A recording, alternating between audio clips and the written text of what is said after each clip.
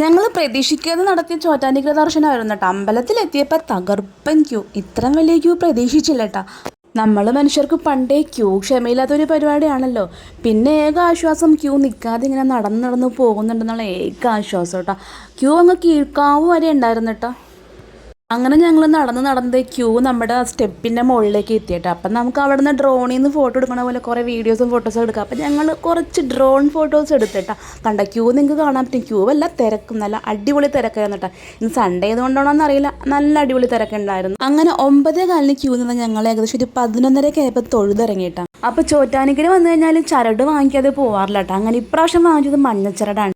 അങ്ങനെ ഞങ്ങൾ അമ്പലത്തിന് ചുറ്റും വലമൊക്കെ വെച്ച് ആ മൂലസ്ഥാനത്തെത്തി. അവിടെ തൊഴുതിന് ഫ്രണ്ടിൽ പറ നടക്കണ്ടായിരുന്നു. ഞങ്ങൾ തൊഴുതിറങ്ങിയത്തേക്കും പറ കഴിഞ്ഞിട്ടാ.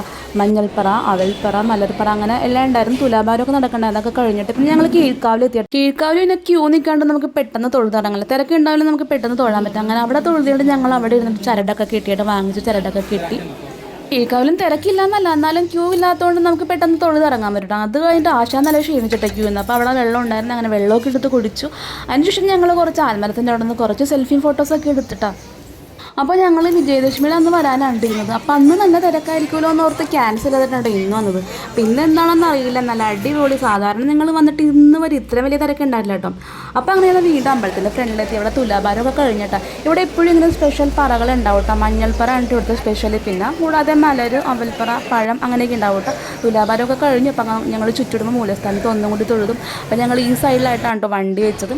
പിന്നെ നമ്മൾ അമ്പലത്തിൻ്റെ ഫ്രണ്ടിലേക്ക് പോയിട്ട് പിന്നെ അവിടെ പോയി കുറച്ച് ഫോട്ടോസൊക്കെ എടുത്തു. അങ്ങനെ തന്നെ ഞങ്ങൾ ഇറങ്ങിയിട്ട് അമ്പലത്തിൽ നിന്ന്. അപ്പോൾ ഇനി ഫുഡ് കഴിക്കണം.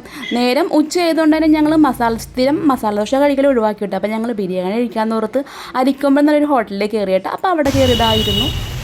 രാവിലെ ഒന്നും കഴിക്കാതെ ആണല്ലോ, അതുകൊണ്ട് തന്നെ വിശപ്പ് ആളിക്കത്തി തുടങ്ങിയിട്ട്. അപ്പം ഞങ്ങൾ ഓർഡർ ചെയ്ത ബിരിയാണി എത്തിയിട്ടാണ്.